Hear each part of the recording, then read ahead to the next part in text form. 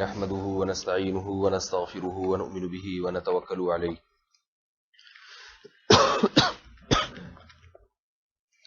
ونعوذ بالله من شرور أنفسنا ومن سيئات أعمالنا من يهده الله فلا مضل له ومن يضلل فلا هادي له ونشهد أن لا إله إلا الله وحده لا شريك له ونشهد أن محمدا عبده ورسوله صلى الله تعالى عليه وعلى آله وأصحابه وبارك وسلم تسليما كثيرا كثيرا أما بعد فأعوذ بالله من الشيطان الرجيم بسم الله الرحمن الرحيم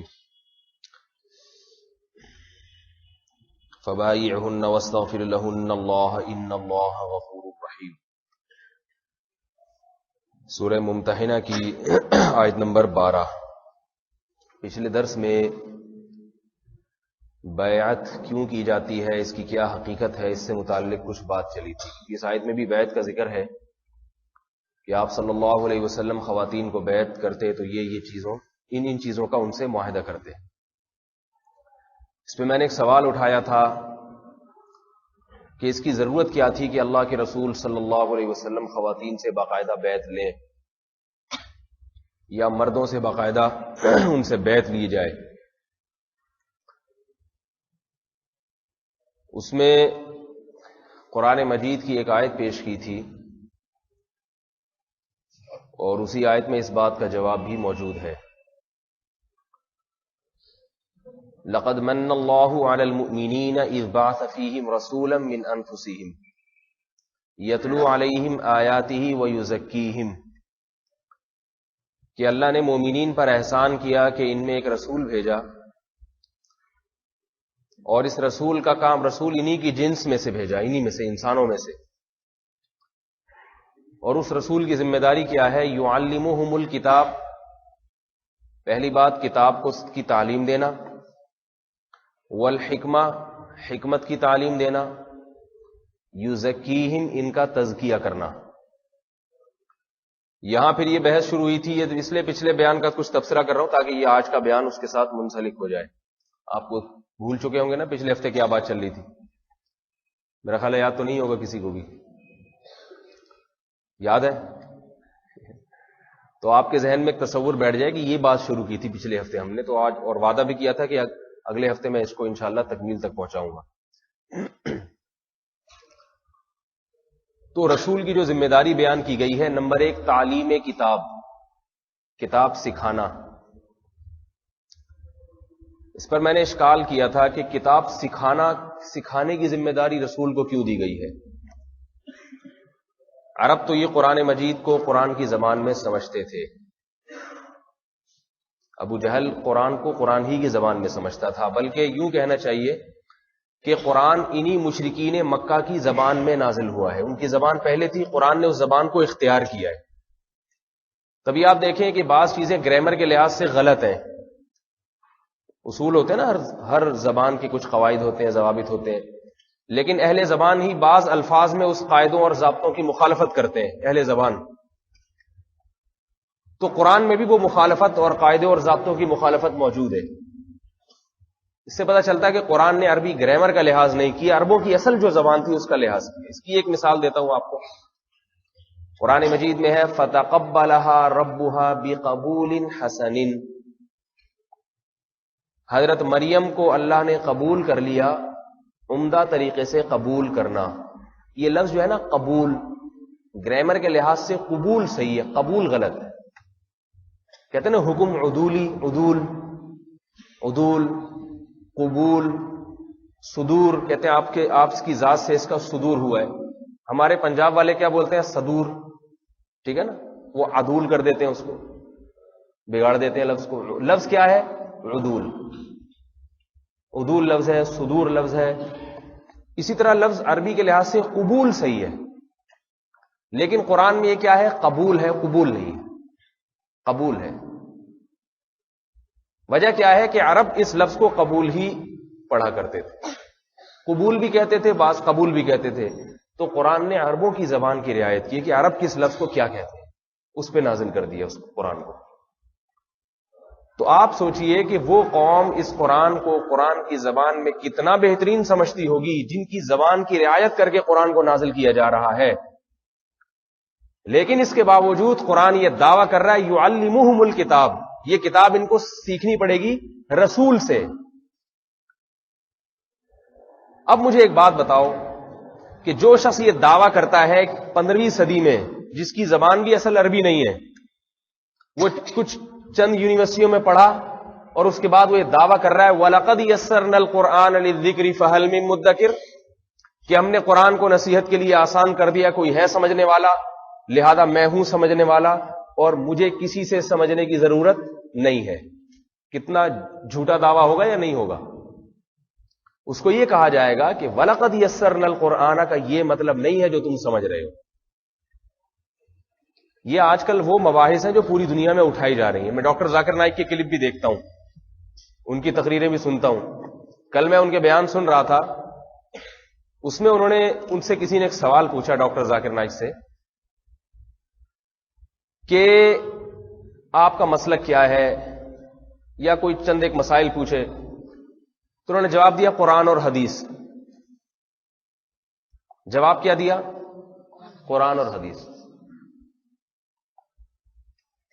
کیا مطلب بھی؟ قرآن حدیث کہتے ہیں جو بات قرآن اور حدیث میں اور قرآن اور صحیح حدیث میں واضح ہے تو ہمیں کسی اور کے پاس جانے کی ضرورت نہیں۔ پھر اس نے کوئی خاتون نے سوال پوچھا تھا، لہذا اس کو ترغیب دی کہ آپ صحیح بخاری صحیح مسلم گھر میں رکھیے، ترجمے والی۔ ان دونوں کتابوں پر پوری امت کا اتفاق ہے کہ ان میں کوئی حدیث ضعیف نہیں ہے، لہذا آپ بخاری بھی پڑھیے، صحیح مسلم بھی پڑھیے اور اس پر عمل کیجیے، آپ کو کسی سے پوچھنے کی ضرورت نہیں ہے۔ اور قرآن مجید کی آیت بھی تلاوت کی، فَإِن تَنَازَعْتُمْ فِي شَيْءٍ، اے ایمان والو اگر تمہارا کسی چیز میں جھگڑا ہو جائے، کسی شرعی مسئلے میں یا کسی بھی مسئلے میں، فَرُدُّوهُ إِلَى اللَّهِ وَالرَّسُولِ، تو اسے اللہ اور اس کے رسول کی طرف لوٹاؤ۔ مطلب ڈاکٹر ذاکر نائک صاحب کا یہ تھا کہ اسے ابو حنیفہ یا شافعی یا مفتیوں کی طرف لوٹانے کی ضرورت نہیں ہے۔ کہاں لوٹاؤ؟ اللہ رسول۔ اللہ سے مراد قرآن اور رسول سے مراد حدیث صحیح۔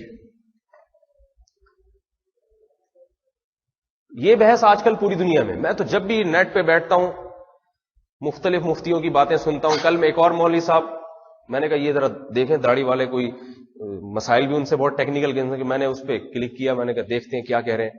بزرگ بیٹھے ہوئے تھے سفید ریش، ان سے کسی نے سوال یہ پوچھا کہ حکومت وقت کے خلاف بغاوت جائز ہے یا نہیں ہے؟ تو انہوں نے جواب دیا کہ حکومت اگر ظالم ہے، جابر ہے، اس کے خلاف اٹھ کھڑے ہو، بڑی دھڑلے کے ساتھ۔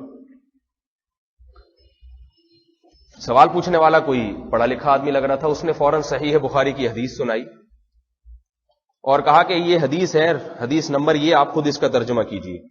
تو وہ مفتی صاحب جو بیٹھے ہوئے تھے انہوں نے اس کا ترجمہ کیا، ترجمہ بالکل ٹھیک کیا انہوں نے، یہ بھی اللہ کا شکر ہے، ورنہ آج کل ترجمہ ہی پی جاتے ہیں، ٹھیک ہے نا۔ ترجمہ یہ کیا کہ اللہ کے نبی حضرت حذیفہ رضی اللہ تعالیٰ عنہ، یہ حضرت حذیفہ وہ صحابی ہیں جن کو فتنوں کا علم بہت زیادہ تھا، اللہ کے نبی ان کو بتاتے تھے یہ فتنے کھڑے ہوں گے، تو اللہ کے نبی نے بتایا کہ ایسے ظالم حکمران تم پر مسلط ہوں گے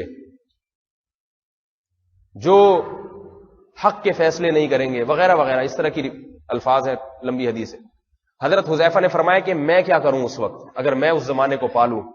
تو آپ نے فرمایا صبر کرو۔ کہا یا رسول اللہ اگر وہ میرا مال چھین لے، مجھ پہ ظلم کرے؟ فرمایا وَإِن ضَرَبُوا ظَهْرَكَ، تمہاری پشت پہ کوڑے کیوں نہ مارے، پشت پہ کوڑے کیوں نہ مارے، صبر کرنا۔ یہاں صبر سے مراد بغاوت، مسلح بغاوت، یہ مراد ہے صبر، مسلح بغاوت نہیں کرنا۔ اور دوسری حدیث میں یہ فرمایا کہ جو مسلمانوں کی جماعت سے اور امیر سے مراد حاکم، خلیفہ، جو بھی حکمران ہے، اس سے علیحدہ ہوا تو اس نے اسلام کی تکلیف کو، اسلام کے یعنی احکامات کو اپنے سر سے اٹھا کے پھینک۔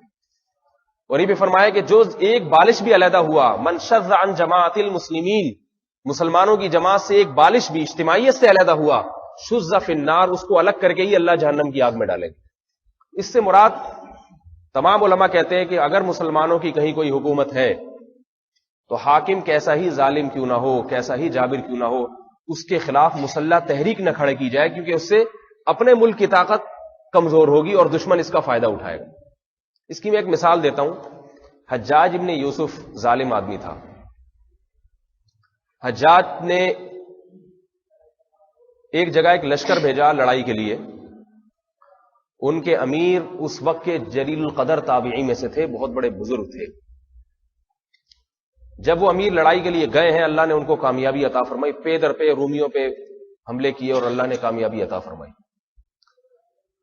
یہ لشکر ایسی جگہ پہ پہنچ گیا کہ اب سردیوں کا موسم شروع ہونے والا تھا اور شدید ٹھنڈ تھی. تو اس لشکر نے وہاں پڑاؤ ڈال کے یہ سوچا کہ ہم 4-5 مہینے گزرنے دیتے ہیں، مزید آگے اسلامی سرحدوں کو وسیع نہیں کریں گے کیونکہ اتنی شدید سردی ہے، اس میں مجاہدین کو تکلیف ہوگی. صبر کرتے ہیں یہاں پہ، 4-5 مہینے کے بعد ہم آگے فوج لڑائی کریں گے.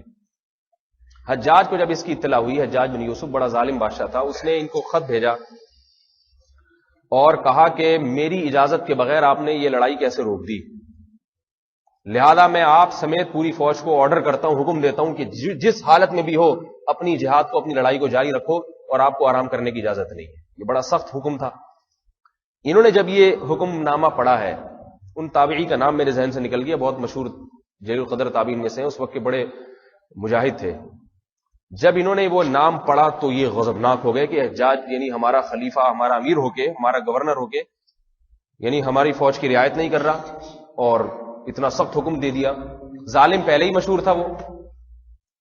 تو انہوں نے اپنی تمام افواج کو جمع کیا اور کہا کہ دیکھو، حجاج بن یوسف نے یہ جو حکم بھیجا ہے یہ سراسر ظلم پر مبنی ہے اور ہمارے سامنے اتنا بڑا دشمن ہے جسے ہم شکست دے چکے ہیں اور ہمارے پاس اتنی بڑی طاقتور فوج ہے کہ ہم نے اتنے بڑے دشمن کو شکست دی ہے، کیوں نہ ہم واپس چل کے حجاج پہ حملہ کریں اور حجاجی کا خاتمہ کر کے ہم اپنی خلافت کو نافذ کر دیں.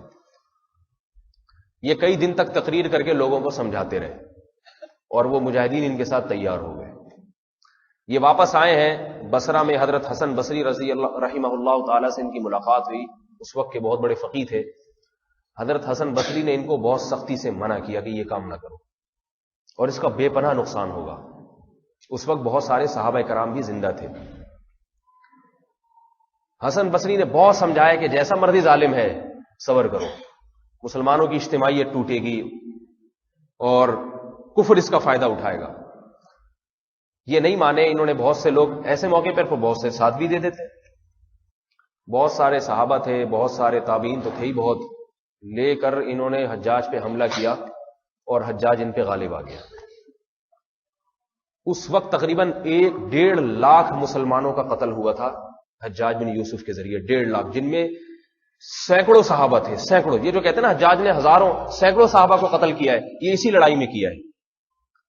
اب بتاؤ کتنا بڑا نقصان، اتنے بڑے بڑے صحابہ کرام اس میں شہید ہو گئے، کتنے مسلمانوں کا خون بہا. 1.5 لاکھ کے قریب انسانوں کا خون بہا ہے اس میں، بغاوت کو کچلنے کے لیے. اور بہت سے نے پھر حجاج کا، علماء نے حجاج کا ساتھ بھی دیا. بھی ٹھیک ہے ظالم ہے لیکن ہے بہرحال حاکم وہ، اور وہ ان کے سامنے وہ حدیث تھی کہ حاکم کے خلاف بغاوت نہیں کی جائے گی.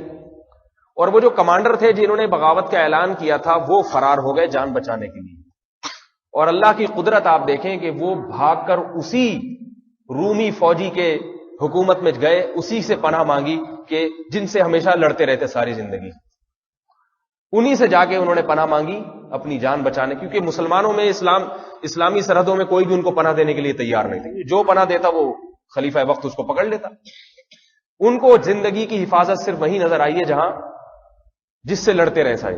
اسی کے پاس جا کے جب پناہ لی ہے انہوں نے، حجاج بن یوسف کو جب پتا چلا تو حجاج نے اس بادشاہ کو خط لکھا اور کہا کہ 3 دن کے اندر یہ آدمی ہمارے حوالے کر دو ورنہ اینٹ سے اینٹ بجا دیں گے تمہاری.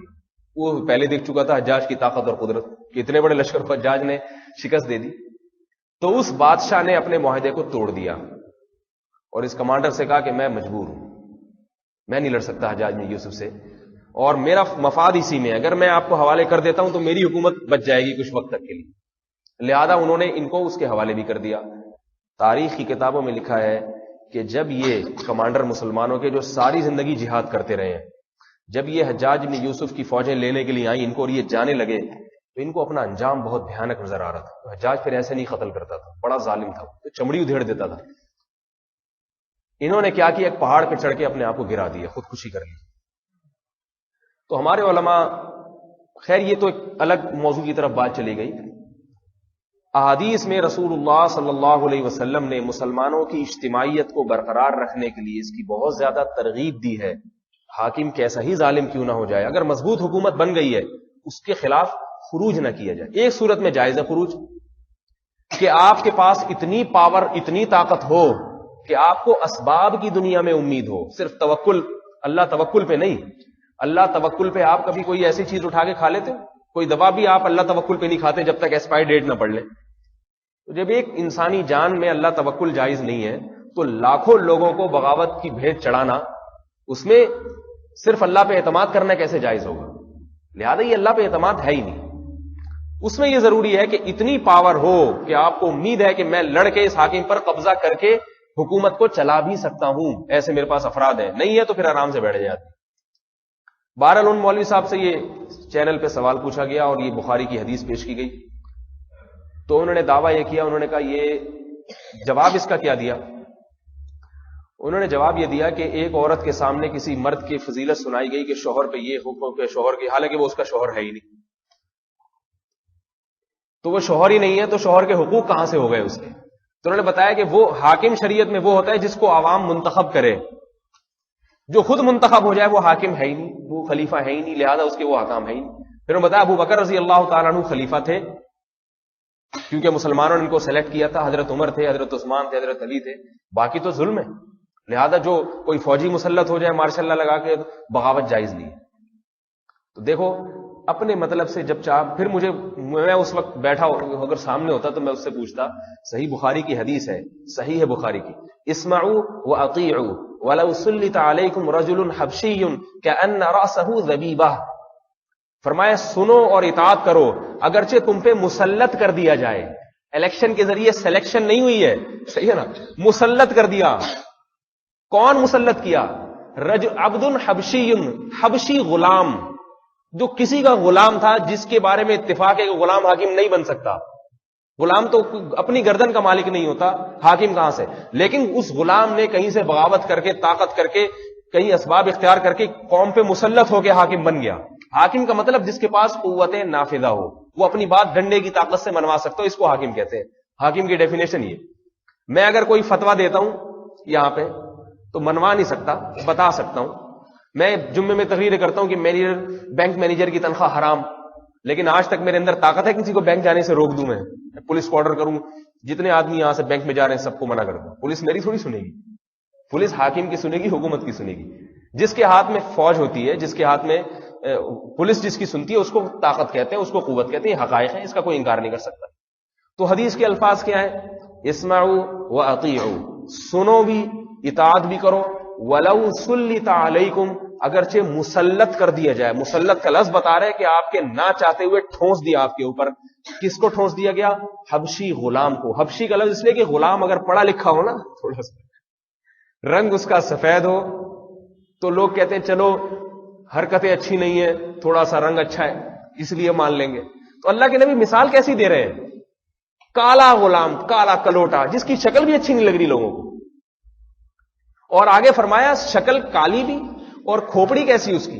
کأن رأسہ ذبیبہ، اس کا سر کشمش کی طرح پچکا ہوا کیوں نہ ہو. بڑے سر کا آدمی ہوتا ہے نا تو لوگ کہتے ہیں یہ حکمران ہے، کھوپڑی تو بڑی ہے، پچکا ہوا سر اس کا کشمش کی طرح. کشمش جیسے سوکھ جاتی ہے نا، انگور بھرا ہوا ہوتا ہے، کشمش بیچاری پچک کے اتنی سی ہو جاتی ہے. لیکن کیسی پیاری تعلیمات دی. جب مسلط ہو گیا تو اسے نہیں روک سکے، یا تو مسلط ہونے سے روک دیتے نا، نہیں آنے دیتے. جب اس وقت تم کچھ نہیں کر سکے، اب اس کے خلاف نکل کے کہاں سے ہٹاؤ گے اس کو؟ لہذا مسلط ہو گیا، اطاعت کرو. ناجائز کام میں اطاعت نہیں کر سکتے ہم، ناجائز کام کا حکم دے وہ اس میں اطاعت نہیں.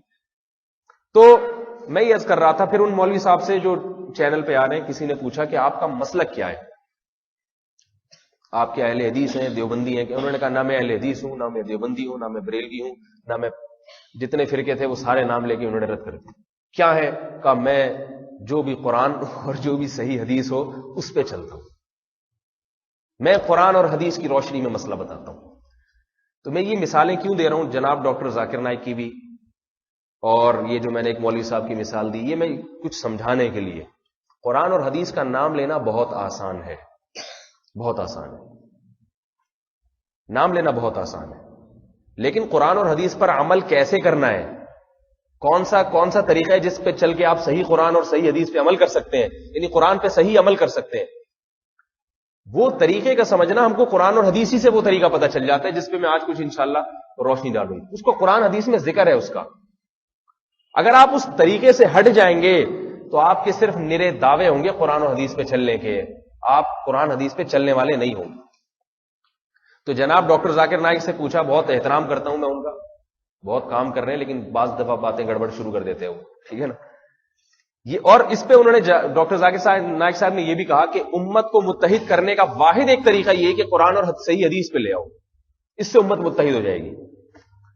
دیکھو اگر اس سے امت متحد ہو جاتی، اسی سے امت متحد ہو جاتی، تو پہلی بات اتنے بڑے بڑے مسئلے میں اختلاف کیوں ہو رہا ہے؟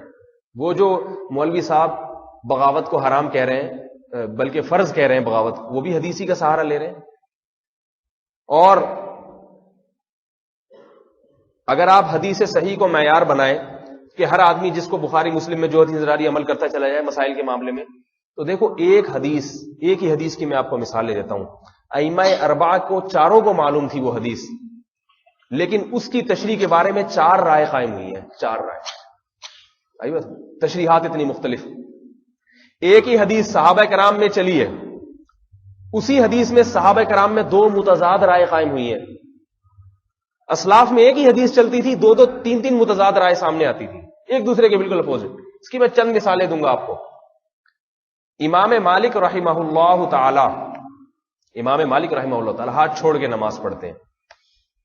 آج بھی آپ جتنے مالکیہ کو دیکھ لیں دنیا میں، جتنے مالکی فقہ کے لوگ ہیں سب ہاتھ چھوڑ کے. آپ اگر سعودی عرب کی کبھی نمازیں دیکھیں نا، کبھی وہاں جا کے یا انٹرنیٹ پہ آپ دیکھیں، آپ کو بہت سے لوگ ہاتھ چھوڑتے ہوئے نظر آئیں گے. دبئی میں بھی ایسے شیخ سدیس نماز پڑھا رہے ہیں، پیچھے آدھی صف ہاتھ چھوڑ کے نماز پڑھ رہی ہے، تو وہ ہاتھ باندھ کے نہیں پڑھتے. اب اگر کوئی یہ کہے کہ بھئی صحیح حدیث میں ہاتھ باندھنے کا حکم ہے، یقیناً ہے، تو ڈاکٹر ذاکر نائک تو یہ کہہ کے بڑے آرام سے نکل جاتے ہیں کہ امام مالک تک وہ حدیثیں نہیں پہنچی ہوں گی جن میں ہاتھ باندھنے کا حکم ہے. امام ابو حنیفہ تک وہ حدیثیں نہیں پہنچی جن میں رکوع میں جاتے ہوئے کانوں تک ہاتھ اٹھانے کا حکم ہے. آج کمپیوٹر کا دور ہے، بٹن دباؤ ہر قسم کی حدیث سامنے. یہ ڈاکٹر ذاکر نائک صاحب یہ بہت اعلان کرتے ہیں، یہ بات غلط ہے. امام مالک تک ہاتھ باندھنے کی حدیث پہنچی ہے. اس کی وجہ یہ کہ امام مالک نے موطا امام مالک میں خود ہاتھ باندھنے کی حدیثوں کو ذکر کیا ہے. تو جو خود ذکر کر رہے ہیں ان کے بارے میں یہ دعویٰ کرنا کہ نہیں پہنچی، یہ کیسے ہو سکتا ہے؟ لیکن پھر بھی ان کے ہاں افضل عمل کیا ہے کہ ہاتھ چھوڑ کے نماز پڑھی جائے، ہاتھ چھوڑ کے نماز پڑھی جائے. مشہور حدیث ہے، البینۃ علی المدعی والیمین علی من انکر. رسول اللہ صلی اللہ علیہ وسلم نے ارشاد فرمایا، دیکھو جب ہم کوئی دعویٰ کرتے ہیں نا، کوئی بھی کسی بات کا دعویٰ کرے تو گواہ پیش کرنا کس کے ذمہ ہوتا ہے؟ بتائیے. جو دعویٰ کوئی نئی چیز لاتا ہے، میں نے مثلا کہا کہ بھئی اس آدمی کے پاس میرے 1 لاکھ روپے ہیں، وہ کہہ رہے نہیں ہے، میں اسے پکڑ کے عدالت میں لے گیا. عدالت کس سے گواہ مانگے گی؟ مجھ سے کہے گی آپ کے 2 گواہ لے کر آؤ. اگر عدالت اس سے کہتی نا تم 2 گواہ لاؤ کہ تم نے نہیں لیے، وہ قیامت تک بیچارہ گواہ تلاش کر، نہیں لینے پر گواہی تھوڑی ہوتی. 2 گواہ لے آیا، وہ کہہ رہے نہیں لیے، وہ مدعی کہہ سکتا ہے اس ٹائم پہ تھوڑی، کسی اور ٹائم پہ لیے تھے اس نے جب یہ لوگ موجود نہیں تھے. صحیح ہے نا؟ تو جو بھی نئی چیز کا دعویٰ کرتا ہے نا، اس کے ذمہ کیا ہوتی ہے؟ دلیل پیش کرنا. مدعی وہ ہوتا ہے.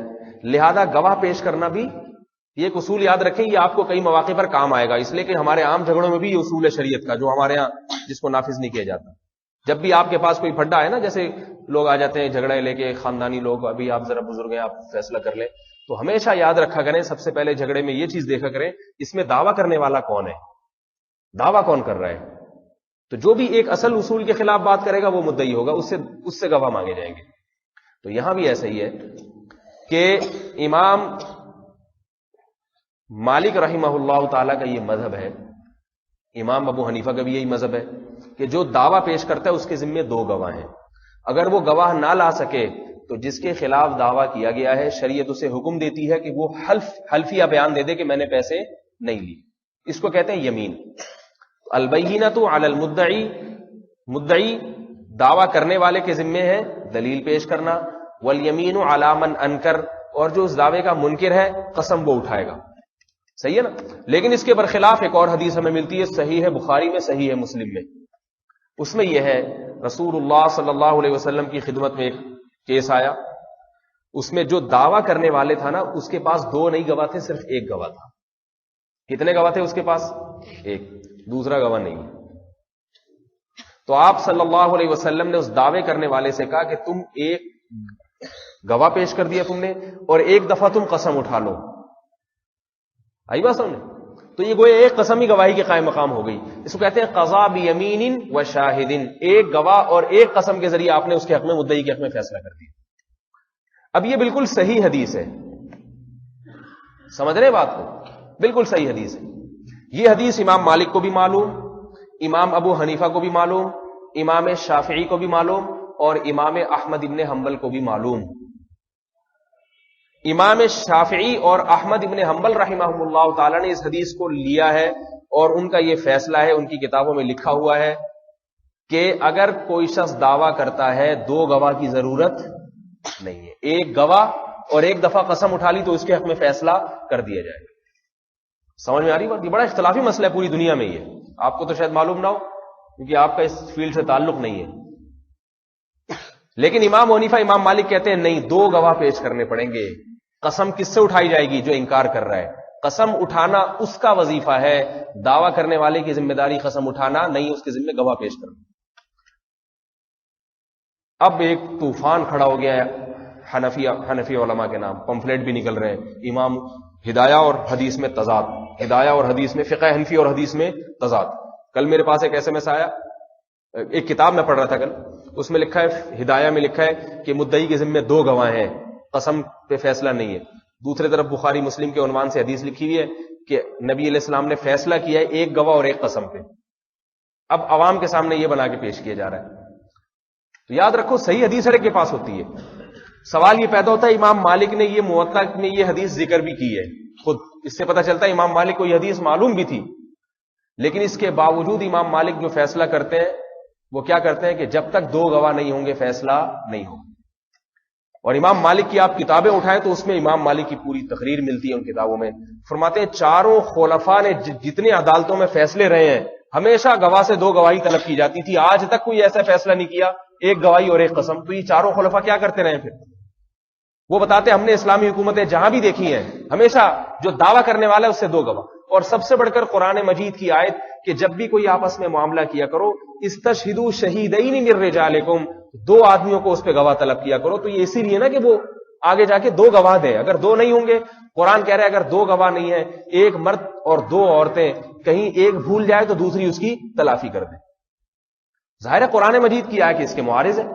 اب میں اس سے ایک اصول آپ کو سمجھانا چاہتا ہوں کہ جس کے سامنے یہ پوری تقریر ہوگی وہ تو کہے گا کہ بھائی امام شافعی نے بھی حدیث پر عمل کیا اور امام ابو حنیفہ نے بھی حدیث پر عمل کیا, قرآن حدیث پر, لیکن ہر ایک نے اپنی سوچ کے مطابق. امام ابو حنیفہ کا ایک بنیادی اصول ہے, وہ قرآن مجید کی جو آیات ہے نا, آیات ان میں تعویلات نہیں کرتے, وہ اس کو اپنے اصل پہ رکھتے ہیں. کہتے ہیں اس سے ایک اصول مستنبط ہوتا ہے, یہ ایسے ہے. حدیث میں اگر کوئی واقعہ آئے گا تو اس کی تعویلات کرتے ہیں, وہ اس میں تعویلات, اگر وہ اس کے خلاف ہوگا قرآن کے, وہ تعویلات یہ ہے کہ بھئی عین ممکن ہے اللہ کے نبی نے جو 1 گواہ اور 1 قسم پہ فیصلہ کیا ہو, مدعا علیہ خود اس پہ راضی ہو. یہ بھی تو ممکن ہے نا, اس کا حدیث میں ذکر نہیں لیکن عین ممکن ہے. میں خود اپنا حق چھوڑنے پر اگر آمادہ ہو جاتا ہوں, بعض دفعہ ایسے ہوتے ہیں نا آپ کے پاس گواہ نہیں ہے لیکن میں کہتا ہوں بھائی تو قسم اٹھا کے بول کے میں نے ₹1,00,000 دیے تو گواہ کی ضرورت نہیں, میں تجھے ویسے ہی پیسے دے دوں گا. اس کو کہتے ہیں صلح.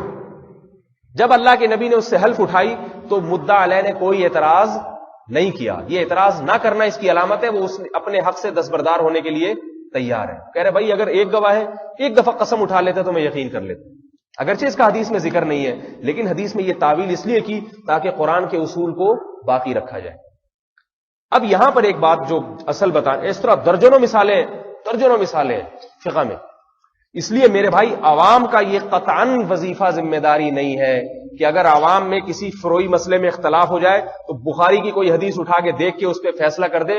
عوام کو یہ اتھارٹی قطعاً حاصل نہیں ہے. کیوں نہیں ہے؟ یہ قرآن سے ہی ثابت ہے, میں بھی آپ کو بتاتا ہوں کیوں حاصل نہیں ہے. دیکھو جب قرآن کہہ رہا ہے نا فردوہ الی اللہ والرسول, اے ایمان والو جب تمہارا کسی مسئلے میں اختلاف ہو جائے تو قرآن اور حدیث کی طرف لوٹاؤ, ہے یا نہیں؟ تو مجھے ایک بات بتاؤ کہ آدھے قرآن آدھی حدیث یا پورے قرآن پورے حدیث کی طرف لوٹاؤ اس کو. پورے اس موضوع سے متعلق جتنی حدیثیں ہیں، اس موضوع سے متعلق جتنی قرآن کی آیات ہیں، سب کی طرف لوٹاؤ.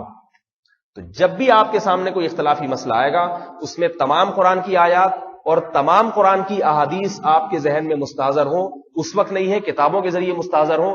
یہ صلاحیت پیاز ٹماٹر بیچنے والے میں نہیں ہوتی، یہ صلاحیت علماء میں ہوتی ہے. نہیں آئی میرا خیال واسم. دوسری بات یہ اتنا بھی کافی نہیں ہے، آپ نے پھیر دیا اس کو. حدیث سے ثابت ہے، یہ جتنی باتیں میں کر رہا ہوں قرآن حدیث کی روشنی میں کر رہا ہوں.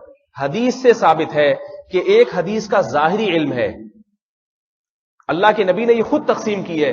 ایک وہ شخص ہے جو حدیث کے معنی میں قرآن اور حدیث میں غور و فکر کر کے وہ معنی نکالتا ہے جو اللہ اور اس کے رسول کی حقیقی مراد ہوتی ہے. اور ایک آدمی غور و فکر کر کے وہاں تک پہنچ نہیں سکتا چونکہ اس میں غور و فکر کی صلاحیت موجود نہیں ہے. لہذا آپ نے اگر اتنا قرآن حدیث کا علم حاصل کر لیا کہ ہر مسئلے میں آپ نے قرآن اور حدیث آپ کے سامنے ہے بھی، تو یہ فیصلہ کون کرے گا کہ آپ میں اتنی صلاحیت بھی ہے کہ قرآن اور حدیث سے جو مراد ہے یہاں پہ آپ اس مراد تک پہنچ جاتے ہیں؟ یہ فیصلہ کون کرے گا؟ اس کی مثال ہے رسول اللہ صلی اللہ علیہ وسلم نے فرمایا، دیکھو حدیث سنو غور سے، فرمایا بلغوا عنی ولو آیا، تم جو کچھ مجھ سے سنو وہ آگے دوسروں تک پہنچاؤ. فرب حامل فقہ غیر فقیہ، فرمایا بعض دفعہ ایک علم کی بات یعنی فقہ کی بات اٹھانے والا، اپنے سینے میں محفوظ کرنے والا ایسا ہوتا ہے غیر فقیہ، خود فقیہ نہیں ہوتا. اس کو صرف حدیث یاد ہوتی ہے لیکن اس میں یہ صلاحیت، فقہ کا مطلب سمجھ بوجھ، یہ سمجھ بوجھ نہیں ہوتی کہ وہ اس سے وہ معنی مستنبط کر لے. اس کی ایک مثال دیتا ہوں آپ کو. دیکھو قرآن مجید میں ہے وَعَلَى الْمَوْلُودِ لَهُ رِزْقُهُنَّ وَكِسْوَتُهُنَّ بِالْمَعْرُوفِ. امام ابو حنیفہ رحمۃ اللہ علیہ کا مذہب یہ ہے میاں بیوی میں طلاق ہو گئی، اللہ نہ کرے، الگ ہو گئے، بچہ جب تک چھوٹا بچہ ہے نا 7 سال تک، 7 سال کی قید کوئی حدیث میں نہیں ہے بلکہ جب تک ماں کی اس کو محتاج ہے وہ لازمی، یعنی ماں کے بغیر وہ وقت گزار نہیں سکتا، تو وہ 7 سال کی ایک عام طور پر عمر ہوتی ہے، اس لیے فقہا 7 سال بیان کرتے. 7 سال کی عمر تک ماں کے پاس رہے گا. اس کی وجہ کیا ہے کہ بھائی ماں کو اس کی ضرورت ہے، بچے کو ماں کی ضرورت ہے. لیکن جیسے ہی اس کی عمر 7 سال ہوگی، امام صاحب فرماتے ہیں فقہ حنفی میں ہے، غالباً امام مالک کا بھی مذہب ہے کہ اس کو باپ کے حوالے کر دیا جائے گا.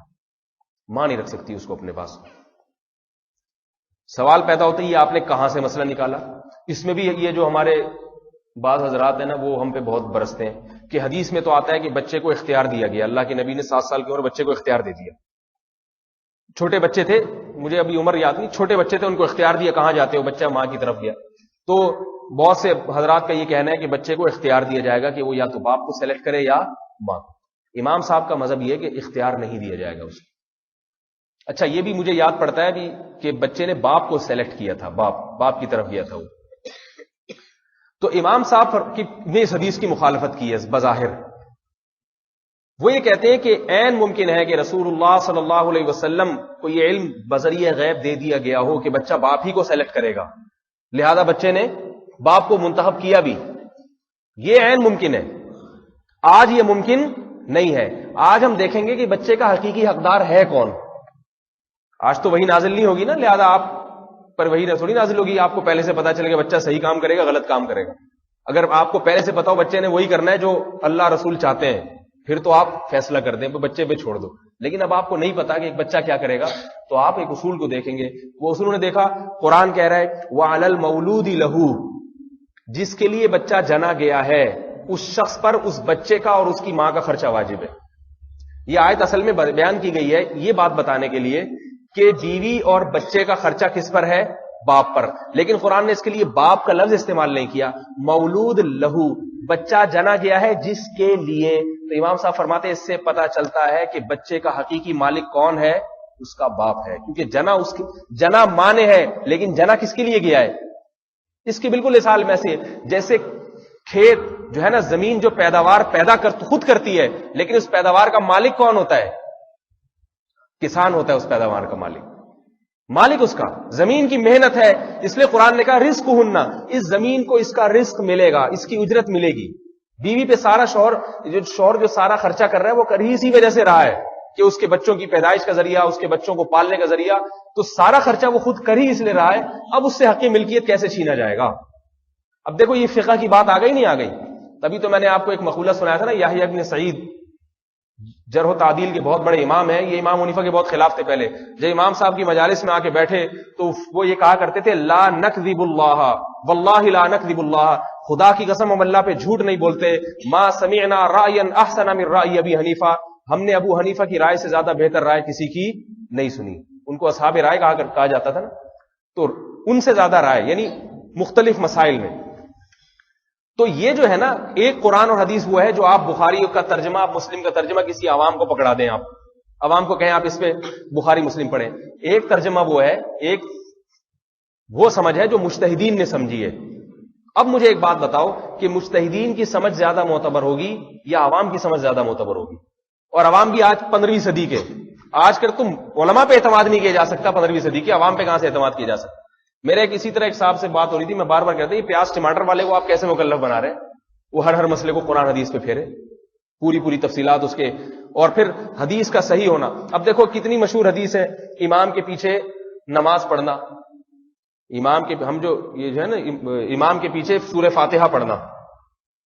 رسول اللہ صلی اللہ علیہ وسلم نے فرمایا کہ جو شخص امام کے پیچھے فاتحہ نہیں پڑھتا اس کی نماز نہیں ہے. اب بہت سے لوگ ہمارے پاس آ جاتے ہیں جھگڑا لے کے کہ امام کے پیچھے فاتحہ فرض ہے یا نہیں. ہم فقہ حنفی کے مطابق بتاتے ہیں کہ بھئی جائز نہیں. آپ تو فوراً ایک صاحب آئے کہ بھئی فقہ حنفی نہیں بتاؤ، فردوہ الی اللہ والرسول، اللہ رسول کی طرف پھیرو. بخاری کی حدیث دکھا دی، اللہ کے نبی نے فرمایا لا صلاۃ الا بفاتحۃ الکتاب، سورہ فاتحہ کے بغیر قطعا نماز نہیں ہے. قرآن حدیث کے مطابق فیصلہ کر لیا، شروع کر دی. ایک صاحب میرے پاس آئے، بہت ان کے اس قسم کے دعوے تھے، پوری پتہ نہیں کہاں لوگوں کو خراب کیا ہوا تھا انہوں نے. خراب سے میری مراد یہ کہ فتنہ پھیلاتے ہیں. پھر ایک صاحب مجھے ان کے پاس لے گئے، خود ہی لے گئے. میں کہیں جا رہا تھا کسی اور کام سے، وہ قریب میں ہی ان کا گھر پڑتا تھا، مجھے لے گئے کہ یہاں یہ کہہ رہے ہیں.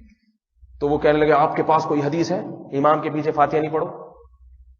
اور پھر یہی آیت قرآن. میں نے کہا پورے قرآن حدیث پہ پھیرو یا ایک دو حدیثوں پہ؟ میں نے کہا پورے قرآن. میں نے کہا پوری حدیثوں پہ اگر پھیرتے تو صحیح ہے مسلم کی حدیث ہے، صحیح ہے مسلم کی حدیث. انما جعل الامام لیؤتم بہ، امام کو امام اس لیے بنایا جاتا ہے کہ اس کی اقتدا کی جائے. پورے الفاظ بتا رہا ہوں. فاذا کبر فکبروا، جب امام تکبیر کہے تم بھی تکبیر کہو. واذا قرأ، جب وہ تلاوت شروع کرے فانصتوا، خاموش ہو جاؤ. ہے بات سمجھے؟ واذا قال ولا الضالین، ہاں جب ولا الضالین کہے قولوا آمین، تو آمین کہو. درمیان میں فاتحہ کہاں گئی؟ کہیں آئی؟ اور آگے وَإِذَا رَكَعَ، جب رکوع کرے فَرْكَعُوا، تم بھی رکوع کرو. غائب ہو گئی نہیں ہو گئی درمیان سے؟ میں نے کہا یہ بھی تو حدیث ہے، اس پہ کیوں نہیں پھیرتے؟ چپ. اب لوگ بتا رہے پتہ نہیں کب سے ہمارا دماغ اس نے خراب کر کے رکھا ہے، ہمیں کیا پتا تھا ایک دم سے ہی چپ ہو جائے گا. کب دیکھ رہے لوگ، ارے اچھا وہ آئے جوس پیے بیٹھے. میں نے کہا بس میں جا رہا ہوں کام سے. تو یاد رکھو قرآن اور حدیث کی طرف پھیرنے کے مختلف طریقے ہیں. ایک ہے مجتہد کے لیے قرآن، مجتہد کے لیے کسی کی اتباع جائز نہیں ہے. اس کے لیے لازم یہ ہے کہ وہ بذات خود، چونکہ اللہ نے اس میں یہ صلاحیت دی ہے، فہم و فراست دی ہے، وہ ہر مسئلے کو پورے قرآن، پوری حدیث پہ پھیر کے مسئلہ مستنبط کرے. اور ایک ہے عوام جب ہر اختلاف کو قرآن حدیث کی طرف پھیرے گی تو رد الی اللہ والرسول کا عوام کے پاس طریقہ یہ کہ رد الی العالم بھی کتاب اللہ ورسولہ کی طرف پھیر دے. نہیں بات سمجھ؟ وہ کس طرف پھیرے؟ ایسے عالم کی طرف بات کو پھیر دے جو اللہ کی کتاب اور رسول کی حدیث کا بہترین عالم ہو. کیونکہ اس میں صلاحیت نہیں ہے، تو کہ جس میں صلاحیت ہے میں اس کی طرف پھیر دوں گا، تو میرا یہ پھیرنا اللہ رسول ہی کی طرف پھیرنا ہوگا. نہیں آ رہی بات سمجھ میں آ رہی ہے بات؟ آپ میں اختلاف ہوا، قرآن کیا کہہ رہے ہیں؟ حنفی شافی کی طرف نہیں پھیرو بلکہ اللہ رسول کی طرف پھیرو. تو ہم کہتے ہیں اے اللہ مجھ میں اللہ رسول کی طرف پھیرنے کی صلاحیت نہیں ہے. مجھ میں کیا، بہت سے صحابہ میں نہیں تھی، تبھی بہت سے صحابہ دوسرے بڑے صحابہ سے جا کے مسائل پوچھا کرتے تھے. ایسی آزادی نہیں تھی جیسی آج ہے، صحابہ کے دور میں نہیں تھی. عبداللہ بن عمر رضی اللہ تعالی عنہ، عبداللہ بن عباس رضی اللہ تعالی عنہ. عبداللہ بن عباس تھے مکہ میں، عبداللہ بن عمر تھے مدینہ میں، عبداللہ بن مسعود تھے کوفہ میں. یہ حضرات مسائل بیان کرتے تھے. مصر میں تھے حضرت معاذ ابن جبل، یمن میں حضرت معاذ ابن جبل رضی اللہ تعالی عنہ، اور دمشق میں غالباً جابر ابن عبداللہ رضی اللہ تعالی عنہ تھے. یہ اجازت نہیں تھی کہ آپ جو چاہے جس وقت چاہے جس کی طرف پھیر دیں. لوگ آتے تھے جب اختلاف ہوتا تھا تو اہل مکہ عبداللہ بن عباس کے پاس آتے تھے. تو یہ عبداللہ بن عباس کے پاس آنا، اپنے چچے ماموں کے پاس نہیں جا رہے، عبداللہ بن عباس کے پاس آ رہے. کیوں؟ اس لیے کہ یہ قرآن اور حدیث کی طرف پھیر سکتے ہیں، ان کے پاس حدیث کا علم ہم سے زیادہ ہے. تو یہ بات، اچھا میں جلدی جلدی اپنی بات کو ختم کرتا ہوں کہ پھر اگلے ہفتے انشاءاللہ اس کو تھوڑا سا اور سمیٹوں گا. تو یاد رکھو قرآن اور حدیث کی طرف پھیرنے کا طریقہ کیا ہے. اسی طرح قرآن مجید میں اللہ رب العزت نے ارشاد فرمایا وَأَنزَلْنَا إِلَيْكَ الذِّكْرَ لِتُبَيِّنَ لِلنَّاسِ مَا نُزِّلَ إِلَيْهِمْ، فرمایا ہم نے آپ کی طرف اس قرآن کو نازل کیا تاکہ اے نبی آپ کھول کھول کے بیان کر دیں. نبی کے کھول کھول کے بیان کرنے کو کیا کہتے ہیں؟ حدیث کہتے ہیں، نہیں کہتے؟ تو پتہ یہ چلا کہ قرآن کا سمجھنا حدیث کے بغیر ممکن نہیں ہے. اور اتنا بھی کافی نہیں، آگے فرمایا وَلَعَلَّهُمْ يَتَفَكَّرُونَ، اس کے بعد پھر یہ بھی تفکر کریں گے، غور و فکر کریں گے. یہ تفکر اور فکر میں فرق ہے. فکر کا مطلب کیا ہوتا ہے؟ سوچنا. کیا مطلب؟ ان کو قرآن اور حدیث کو سمجھنے کے لیے پھر سوچنا پڑے گا، بغیر سوچے سمجھ میں. لیکن یہاں قرآن و حدیث سے مراد فقہی مسائل ہیں، وہ مسائل، واضح و نصیحت کی باتیں مراد نہیں ہے. واضح و نصیحت کے بارے میں تو قرآن نے کہا کہ ہم نے آسان کر دیا ہے. موسیٰ علیہ السلام کا واقعہ جو بھی قرآن میں پڑھے گا اس کو نصیحت ہوگی، اس کے لیے سمجھنے کے لیے کسی مفتی کے پاس جانے کی ضرورت نہیں. آخرت کی ہولناکیاں ہر ایک کی سمجھ میں آئیں گی، لیکن فقہی مسائل کے لیے آیت نازل ہوئی ہے. فرمایا وَلَعَلَّهُمْ يَتَفَكَّرُونَ. اب دیکھو فکر کرنا اور تفکر میں فرق ہے. فکر کا مطلب غور، تفکر کا معنی ہوتا ہے بتکلف، تکلف کے ساتھ. تفکر تکلف کے وزن پر ہے نا، غور و فکر تکلف کے ساتھ سوچ سوچ کے کرنا. معمولی غور و فکر کافی نہیں ہے، معمولی غور و فکر کافی نہیں ہے. تبھی جن علماء نے خوب غور و فکر کیا ہے انہوں نے فقہ کی تدوین کی ہے، انہوں نے حلال و حرام کے مسائل بتائے ہیں. کیسے غور و فکر ہوتا تھا صحابہ کرام کے زمانے میں، کیسے غور و فکر ہوتا تھا، ان میں اختلاف ہوتا تھا، پھر مختلف آراء قائم ہوتی تھی، پھر عوام جس کی رائے پہ چاہتی عمل کرتی. یہ سارا تفکر غور و فکر کے بعد ہی یہ سارے نتائج سامنے آئے. آپ پکڑا دو عوام کو، یہ لوگ یہ بخاری لکھی ہے، یہ مسلم لکھی ہے، جس پہ چاہو عمل کرو، تو پھر فرقے بنیں گے، دھڑے بنیں گے. تو تفکر کے لیے دو چیزیں چاہیے. جلدی سے بات کو سمیٹتا ہوں، یہ موضوع طویل ہو جاتا ہے. غور و فکر کرنا کس چیز میں ہے؟ قرآن حدیث میں کرنا ہے. لہذا غور و فکر کی صلاحیت کے لیے سب سے پہلے کامل علم ضروری ہے. سمجھ رہے ہو بات کو؟ عام آدمی غور و فکر کا اہل نہیں ہے. سب سے پہلے قرآن اور حدیث کا کامل علم ہونا چاہیے اس کے پاس. ایک صلاحیت تو یہ. نمبر دو، اس علم کے بعد اس میں تفکر کی صلاحیت، جس کو اجتہاد کی صلاحیت کہا جاتا ہے. اجتہاد کی صلاحیت، وہ مسائل کو مستنبط کرنا جانتا ہو، نکالنا جانتا ہو. استنباط کہتے ہیں ایک کنویں سے پانی نکالنے کو کہتے ہیں اصل میں. صحیح ہے نا؟ اس میں بھی تھوڑا زور لگانا پڑتا ہے کھینچ کے. کنواں تو موجود ہے لیکن ایسا نہیں ہوتا کہ آپ کھڑے ہیں پانی ایک دم آپ کے منہ میں آ جائے.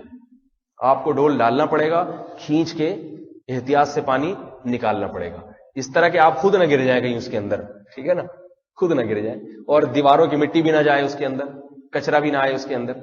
تو اسی طرح قرآن اور حدیث کے سمندر میں غوطے لگا کے اس میں سے فقہی مسائل کے موتی نکالنا، اس کو قرآن نے استنباط کے لفظ سے تعبیر کیا، جو کنویں سے ڈول نکالنے کے لیے ہوتا ہے.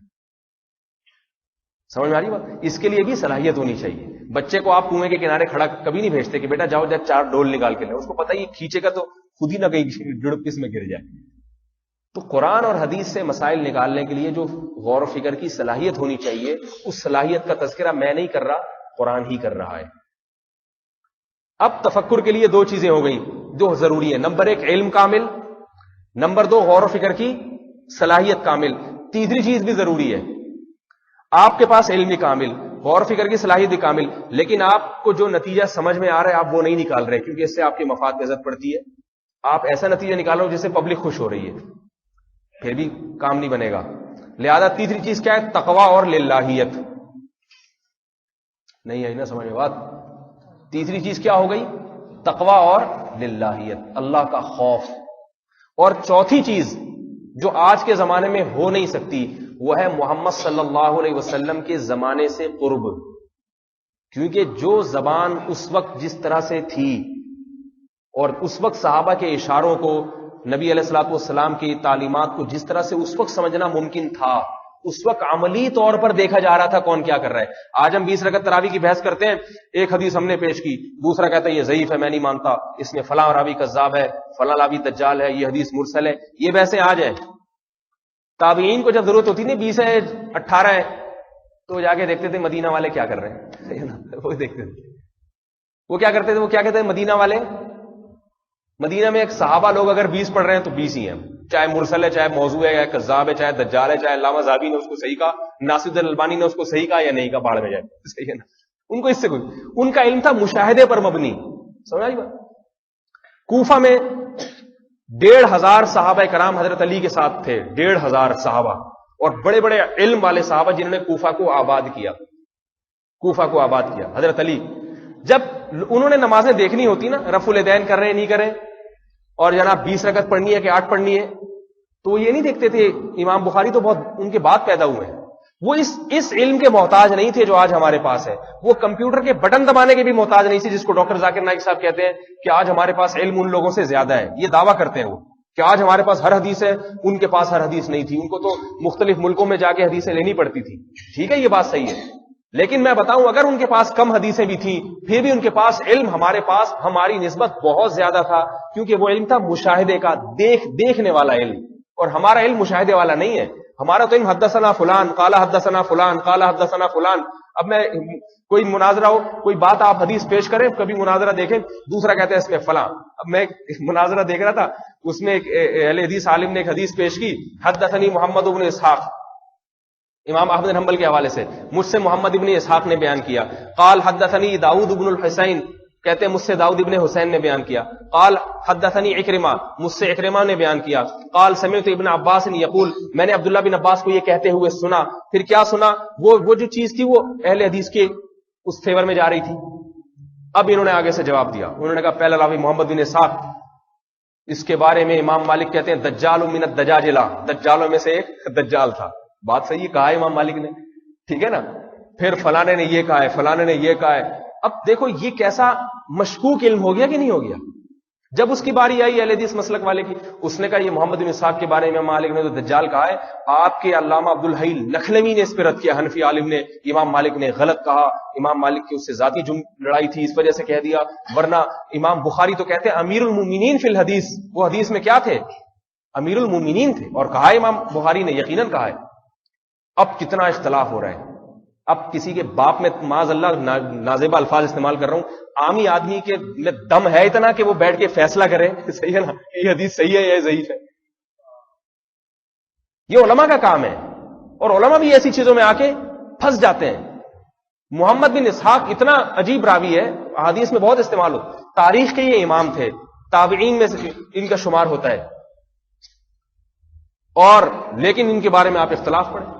نتیجہ کیا نکلا؟ متاخرین نے کچھ اب دیکھا کہ تعریفیں بھی آ رہی ہیں دبا کے، اور امام مالک دجال دجالوں میں سے ایک دجال. نتیجہ کیا نکلا؟ فقہاء نے فیصلہ کیا کہ بھائی فضائل میں ان کی حدیثیں لے لو، لیکن فقہی احکام میں ان کی حدیثیں قبول نہ کرو. اب جب یہ فیصلہ کیا تو سوال پیدا ہوتا ہے، امام مسلم فقہی احکام میں ان کی حدیثیں ذکر کر رہے ہیں، اور صحیح مسلم کی حدیثیں تو بالاتفاق صحیح ہیں یا نہیں؟ یہ سوال میرے ذہن میں آیا ایک دن کہ محمد بن اسحاق کے بارے میں تو محدثین میں اتنا اختلاف، پھر احکام کے بارے میں صحیح مسلم میں ان کی حدیثیں موجود ہیں، حالانکہ صحیح بخاری صحیح مسلم تو بالاتفاق صحیح ہے، اور ان حضرات نے ایسی حدیثیں ذکر کی ہیں جو بالاتفاق صحیح. میں نے اس کی بڑی تحقیق کی تو نتیجہ یہ، کافی دماغ لڑانے کے بعد، کتابیں کنگھالنے کے بعد نتیجہ سامنے آیا کہ امام بخاری اور امام مسلم نے اس کی وہ حدیثیں ذکر کی ہیں جو ایسے فقہی احکام سے متعلق ہوں کہ وہ فقہی حکم پہلے سے کسی صحیح حدیث سے ثابت ہو. تائید میں کوئی نیا مسئلہ ثابت نہیں ہو رہا، تائید میں پیش کیے. تو کتنی تقریر کے بعد جا کے یہاں تک بات پہنچی. تو آپ بڑے آرام سے پکڑا دیں عوام کو، بخاری مسلم پہ فیصلہ کرو. تو میں بتا رہا ہوں اسلاف کا جو علم تھا وہ علم مشاہدے پر مبنی تھا. سمجھ میں آ رہی ہے بات؟ وہ علم تبھی آپ دیکھیں، امام ہمارے بہت سے حضرات کہتے ہیں حضرت عمر سے کوئی صحیح حدیث نہیں دکھا سکتا کہ 20 رکعت پڑھی ہے. فرض کر لو کوئی نہیں دکھا سکتا، فرض کر لو مان لیے بات، لیکن چاروں ائمہ 20 رکعت کے قائل کیوں ہیں؟ آپ ان ائمہ کی کتابیں اٹھا کے دیکھیں گے نا تو یہ چاروں ائمہ پتہ ہے کیا جواب دیتے ہیں؟ حدیث پیش نہیں کرتے. امام شافعی سے پوچھا گیا، فرماتے ہیں میں نے پورے اہل مکہ کو 20 رکعت پہ پایا ہے. تو یہ حدیث سے بڑھ کر ہے. کہتے ہیں کیوں؟ اس لیے کہ اگر یہ کوئی اور سنت ہوتی تو یہ پورا مکہ جب 20 پڑھ رہا ہے تو کب سے پڑھنا شروع کی اس نے پھر، ٹھیک ہے نا. اور جب یہ بدعت کی بنیاد رکھی تو دوسروں نے روکا کیوں نہیں ان کو؟ امام مالک 20 رکعت کے قائل ہیں، ان سے پوچھا گیا تو انہوں نے کیا جواب دیا؟ میں نے اہل مدینہ کو اس پر پایا ہے، کیونکہ تابعین کو امام مالک نے دیکھا ہے نمازیں پڑھتے ہوئے، امام مالک تبع تابعین میں سے تھے، تابعین کو تو ان کا یقین تھا کہ تابعین قطعاً بدعت کی بنیاد نہیں رکھ سکتے، یہ تابعین نے یہ چیز صحابہ کرام سے لی ہے۔ کوفہ چلے جائیں، کتنا فاصلہ ہے مکہ میں، مدینہ میں، کوفہ میں۔ امام ابو حنیفہ سے کسی نے پوچھا کہ آپ 20 رکعت کے کیوں قائل ہیں؟ امام ابو حنیفہ نے نہ بخاری کا نام لیا، نہ محمد بن اسحاق کا، نہ کسی اور راوی کا۔ انہوں نے فرمایا کہ میں عمر بن خطاب کو بدعتی نہیں سمجھتا۔ پتہ یہ چلتا ہے کہ ان کا بھی یہ نظریہ تھا کہ حضرت عمر نے کتنی رکعتیں شروع کی ہیں؟ 20۔ میں اس کی تحقیق کر رہا تھا، سعودی عرب کے ایک عالم نے یہ بتایا، انہوں نے 20 رکعت تراویح کے ثبوت پر پوری ایک کتاب لکھی ہے۔ انہوں نے کہا کہ یہ ممکن نہیں ہے اتنی مشہور چیز ان تمام لوگوں سے مخفی رہ جائے، یہ ممکن نہیں۔ تو بات یہ ہے کہ اگر قرآن اور حدیث پہ پیش کرنا ہے تو فہم کس کی معتبر ہوگی؟ اسلاف کی۔ آج ہر پاگل سے پاگل آدمی کی فہم معتبر نہیں ہے، ان پر پھیرو، انہوں نے کیا کہا ہے، سمجھ میں آ رہی ہے نا بات؟ وہ اسلاف میں پھر یاد رکھو ایک بات، اسلاف بہت گزرے ہیں، علم حدیث میں بہت لوگ گزرے ہیں، لیکن اللہ نے قبولیت کن کو عطا کی ہے؟ امام بخاری کو، امام مسلم کو، امام ترمذی کو، یہ اللہ کی طرف سے قبولیت ہے نا۔ تو اسی طرح یاد رکھیں، اجتہاد کی صلاحیت، مسائل کو مستنبط کرنے کی صلاحیت بہت لوگوں میں تھی۔ سفیان ثوری رحمۃ اللہ علیہ بہت بڑے مجتہد تھے، اسحاق بن راہویہ بہت بڑے مجتہد تھے، اور خود عبداللہ بن مبارک بہت بڑے مجتہد تھے، لیکن اللہ تعالیٰ نے جو قبولیت عطا فرمائی ہے، یہ کوئی گورنمنٹ نے منظور نہیں کیا ان کے لیے، یا کچھ علماء کا پینل نہیں بیٹھا کہ بھئی یہ لوگ اس دفعہ الیکشن میں ان کو کھڑا کرو، ایسا نہیں۔ یہ جو قبول کہتے ہیں نا کہ قابلیت اور چیز ہے، قبولیت اور چیز ہے، تو فقہی مسائل میں امت نے جو اعتماد کیا، پوری امت میں، آج بھی آپ دیکھ لیں پوری دنیا میں چلے جائیں، حتیٰ کہ جو غیر مقلد ہیں، جو اہل حدیث حضرات اپنے آپ کو کہتے ہیں، وہ بھی مسائل میں جب فقہی بات آئے گی تو دلائل کبھی ابو حنیفہ کا قول پیش کریں گے، کبھی امام شافعی کا قول، کبھی احمد بن حنبل کا قول، کبھی امام مالک کا۔ اگر یہ آپ اقوال نکال دیں گے تو آپ کی فقہ کی کتابیں میں کچھ بچے گا ہی نہیں، سمندر میں پھینکنے کے قابل بچیں گے۔ سمجھ میں آ رہی ہے بات؟ تو ان حضرات کو اللہ نے جو اس میں مقام عطا فرمایا وہ کسی دوسرے کو عطا نہیں فرمایا۔ تو یہاں یہ بات یاد رکھیں، اس قسم کی باتوں سے کہہ دینا آسان ہے کہ بس قرآن حدیث پہ آ جاؤ۔ پھر کل ہی کی بات آپ کو بتاؤں، ایک خاتون نے مسئلہ پوچھا 3 طلاق کا، کہ 3 طلاقیں کتنی ہوتی ہیں؟ وہی مولوی صاحب جو بیٹھے ہوئے تھے، وہ خاتون کہہ رہی کوئی مولوی کہتا ہے 3 ہوتی ہیں۔ کل کی بات بتا رہا ہوں، کل میں نے کلپ دیکھا یہ، کوئی کہہ رہا ہے کہ 3 1 ہوتی ہیں، ہم کہاں جائیں؟ صحیح ہے نا، اسٹائل بھی اس کا ایسا ہی، تصویر نہیں آ رہی تھی پہلے بتا دو، ٹھیک ہے نا، کہ آپ کہہ رہے اتنے غور سے اسٹائل دیکھ رہے تھے، مجھے صرف آواز آ رہی تھی اس کی۔ تو مولوی صاحب نے جو جواب دیا، آ بھی رہی ہوتی تصویر تو اتنا بڑا مسئلہ نہیں ہے۔ ایک بات یاد رکھیں، ایک دفعہ ایک مولوی صاحب نے، کوئی صاحب آئے، ہمارے استاذ بیٹھے ہوئے تھے، ان سے پوچھا کہ جو بازار میں اتنی عورتیں جا رہی ہوتی ہیں ان کو دیکھنا جائز ہے؟ تو انہوں نے کہا ہاں جائز ہے۔ مجھے کیوں کہ نہیں عورتیں تھوڑی ہیں؟ انہوں نے کہا قرآن میں تو آتا ہے کہ عورتوں کو دیکھ کے نظر اٹھاؤ۔ انہوں نے کہا عورتوں کے بارے میں ہے، یہ لیڈیز نہیں ہے، یہ عورتیں نہیں ہیں، یہ کچھ اور ہی مخلوق ہے۔ عورت تو وہ ہوتی ہے جس میں حیا ہو، جس کے سر پہ چادر ہو، وہ خود مرد بنی ہوئی ہے، ٹھیک ہے نا۔ تو خیر، ان سے کل مسئلہ پوچھا کہ جی کوئی کہتے ہیں 3 ہوتی ہیں، کوئی کہتے ہیں جی 1 ہوتی ہیں۔ تو وہ مولوی صاحب نے جواب دیا، کہہ رہے میں آپ کو کہتا ہوں آپ نہ دیوبندی بنے، نہ حنفی بنے، نہ شافعی نہ مالکی۔ کہہ رہے مجھے تو جس کی بات، وہ مولوی صاحب کا بیان، جس کی بات صحیح نظر آتی ہے قرآن حدیث، میں اسی پہ فتویٰ دیتا ہوں۔ آئی بات سمجھ؟ مجھے حضرت بڑے احترام سے نام لیا، حضرت احمد رضا خان بریلوی کی بات اگر مجھے قرآن حدیث کے مطابق نظر آئے گی میں اس کو فالو کرتا ہوں۔ مجھے حضرت حکیم الامہ حضرت مولانا شریف تھانوی کی بات نظر آئے گی، اگر وہ صحیح ہے میں اس کو فالو کرتا ہوں۔ یہ غلط ہے کہ اہل حدیث بن جاؤ، فلاں بن جاؤ، کوئی فرق نہیں۔ کتنا پیارے پیارے دعوے ہیں نا، آگے نتیجہ کیا نکل رہا ہے؟ آگے نتیجہ۔ تو اس نے کہا کہ میرا مسئلہ تو یہ کہ اس نے کہا دیکھو اگر ہم قرآن حدیث کی بات کرتے ہیں تو صحیح حدیث ہے، صحیح مسلم کی، عبداللہ بن عباس کی، کہ اللہ کے رسول کے زمانے میں 3 طلاقوں کو ایک بنائی جاتی تھی۔ ابو بکر کے زمانے میں بھی 3 طلاقیں ایک بنائی جاتی تھی۔ حضرت عمر کا جب دور خلافت آیا، ابتدائی دور 2 سال، اس میں بھی 3 طلاقیں ایک بنائی جاتی تھی۔ جب حضرت عمر کا دور آیا تو حضرت عمر نے اس کو 3 نافذ کر دیا۔ اس نے کہا دیکھیں یہ حضرت عمر کا ایک سیاسی فیصلہ ہے، ٹھیک ہے نا، اللہ کے نبی کے دور میں جو اصل حکم ہے وہ 3 ایک۔ اب دیکھو ایک حدیث، حالانکہ اللہ کیا کہہ رہا ہے، ردوہ الی اللہ، اور پورے قرآن پورے حدیث کی طرف پھیرو۔ اگر ایک کی طرف پھیرو گے تو اتنی بڑی بڑی غلطیاں ہوں گی، اتنی بڑی بڑی غلطیاں ہوں گی۔ دیکھو یاد رکھو یہ جو حدیث ہے نا، صحیح مسلم میں ایک اور بالکل اسی طرز کی حدیث ہے جو شیعہ پیش کرتے ہیں متا کے جواز کے لیے. آپ یوٹیوب پہ سرچ کر رہے ہیں شیعہ کے علماء جو کہتے ہیں نا متا جائز, متا سمجھتے ہیں نا 2 گھنٹے کی شادی تھی, بالکل اسی طرح کی حدیث پیش کرتے ہیں. وہ کیا ہے؟ حضرت جابر عبداللہ فرماتے ہیں کہ ہم رسول اللہ صلی اللہ علیہ وسلم کے دور میں متا کیا کرتے تھے, ابو بکر کے دور میں متا کیا کرتے تھے, حضرت عمر کے ابتدائی 2 سالہ دور میں حضرت عمر نے پابندی لگا دی. یہی الفاظ ہیں.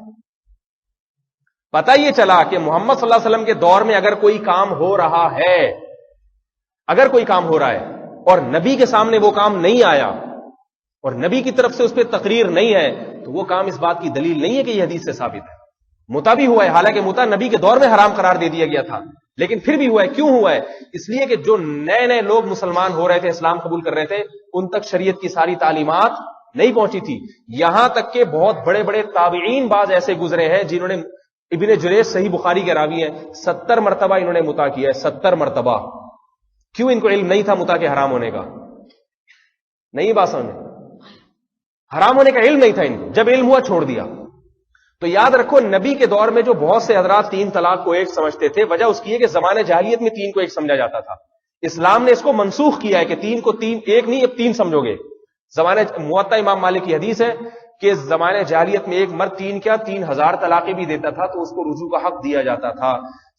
ابو داؤد اٹھا کے دیکھیں, عبداللہ بن عباس رضی اللہ تعالیٰ فرماتے ہیں فنسخ, اللہ تعالیٰ نے یہ حکم کو منسوخ کر دیا زمانے جاہلیت کے, اور قرآن کی آیات نازل ہوئی, الطلاق مرتان فامساک بمعروف او تسریح باحسان, طلاقیں 2 مرتبہ ہیں, چاہو تو رجوع کر لو, چاہو تو چھوڑ دو. فإن طلقها, تیسری دے دی, فلا تحل له من بعد, اب تیسری کے بعد یہ عورت حلال نہیں رہے گی حتی تنکح زوجا غیرہ. واضح لفظوں میں قرآن کہہ رہے کہ زمانے جاہلیت کا یہ حکم منسوخ ہو گیا. اب وہ بعض حضرات اس حکم پر عمل کرتے رہے, نبی کے دور میں بھی, ابو بکر کے دور میں بھی, حضرت عمر نے اس پہ پابندی لگائی. تو یہ پابندی اپنی طرف سے نہیں لگائی, یہ وہی جو نبی کی سے پابندی ثابت تھی. کیونکہ صحیح بخاری سے ثابت ہے اللہ کے نبی نے 3 طلاق کو 3 قرار دیا, صحیح بخاری سے ثابت ہے. یہ صحیح ہے مسلم سے ثابت ہے 3 طلاق کو 3 شمار کیا گیا ہے. وہ تو میرا ایک مناظرہ ہونے والا تو ہوتے ہوتے رہ گیا, ورنہ میں بتاتا. ٹھیک ہے نا. کیا کس بات؟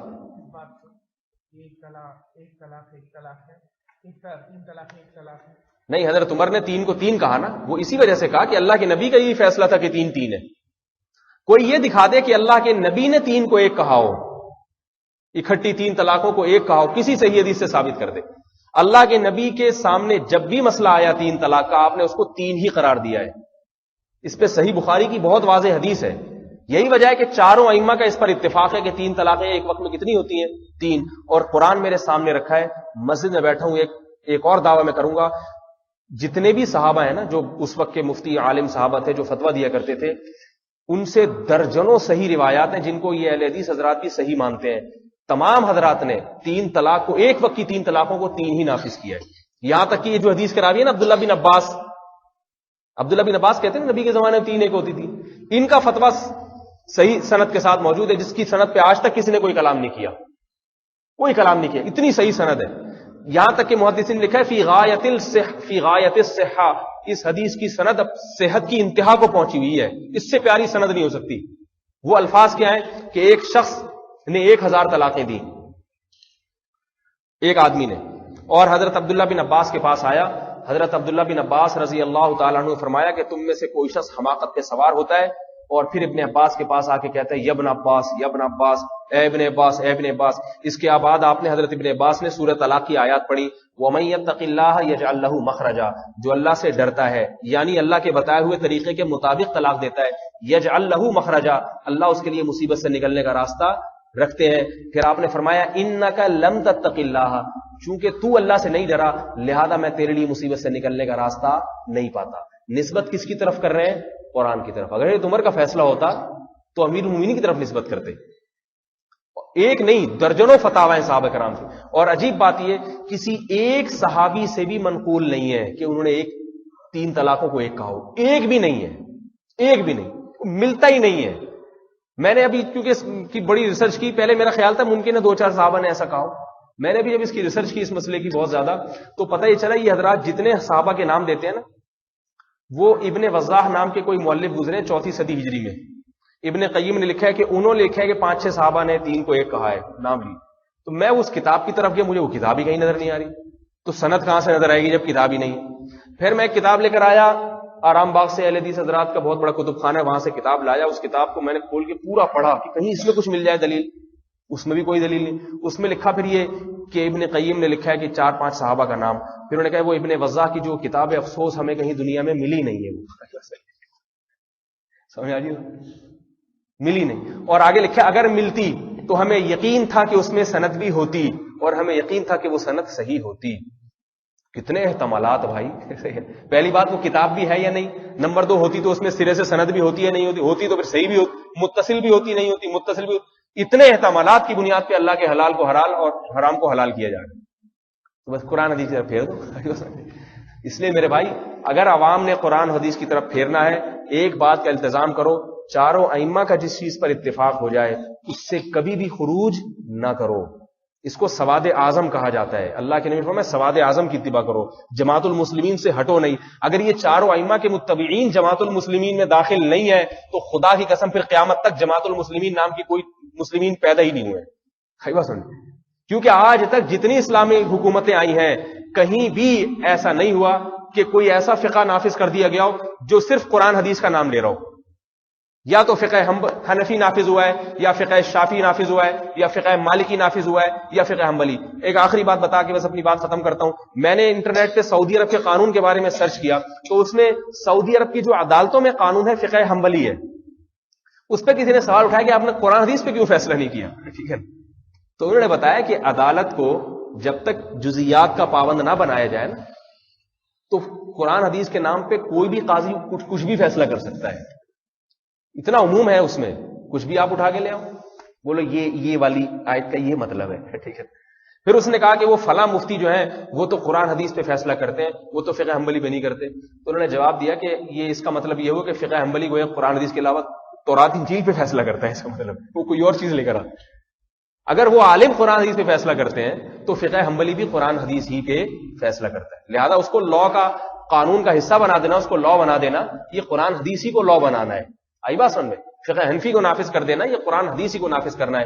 تو میرے بھائی یہ جو بار بار قرآن میں کہا جا رہا ہے نا کہ اللہ کے نبی تمہیں علم دیں گے، اللہ کے نبی حدیثیں سکھائیں گے، تو یہ سارا سلسلہ نبی کے دور سے آج تک چلتا ہوا آ رہا ہے.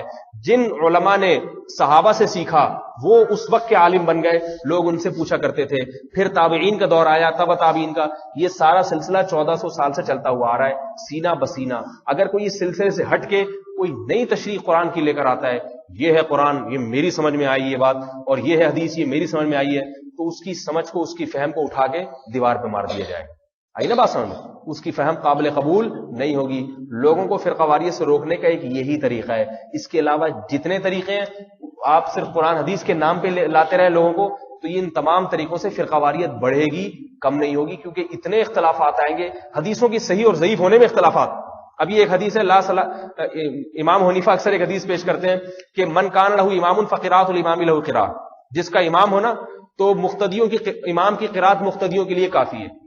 ہمارے علماء کے مناظرے ہوتے رہے، وہ کہتے ہیں، وہ اہل حدیث کہتے ہیں یہ حدیث ضعیف ہے، یہ حدیث صحیح نہیں ہے، یہ حدیث صحیح نہیں. اب میں نے ناصر الدین البانی کی تحقیق پڑھی، انہوں نے کہا یہ حدیث بالکل صحیح ہے. لہذا وہ کہتے ہیں امام کے پیچھے جہری نمازوں میں فاتحہ پڑھنا جائز نہیں. اب وہی اہل حدیث، وہی ان کے اصول، لیکن اختلاف آ گیا. تو بھائی آپ آپس میں اتفاق نہیں کر رہے تو آپ ہمیں کیسے مکلف بناتے ہو کہ ہم اس راستے کو چھوڑ کے اتفاق کر لیں گے؟ پھر ایسے اختلافات شروع ہوں گے جن کو بین لگانا ممکن نہیں ہوگا، جس کی کوئی بریک نہیں ہوگی. اللہ تعالی ہمیں رسول اللہ صلی اللہ علیہ وسلم کی صحیح تعلیمات کو پر عمل کی توفیق عطا فرمائے اور امت کو میں اتحاد عطا فرمائے. اس موضوع پر انشاءاللہ میں اگلے ہفتے بھی کچھ تھوڑا سا بولوں گا، لیکن کچھ آگے کی بات کروں گا. میں آپ سے جو میں بتانا ہی چاہتا تھا یہ خانقاہی نظام کیا ہوتا ہے اور تصوف کیا ہوتا ہے، اس کی ضرورت کیوں ہے، یہ بھی قرآن نے بیان کیا ہے. یہ انشاءاللہ پھر میں تصوف کی حقیقت کیا ہے، اصلاح باطن کی ضرورت کیوں ہے، یہ کیسے قرآن سے ثابت ہے، انشاءاللہ اس پہ میں اگلے ہفتے بیان کروں گا. تو اس میں بیعت کا ذکر بھی ہے نا، اسی وجہ سے. سبحانک اللہ و بحمدک نشہد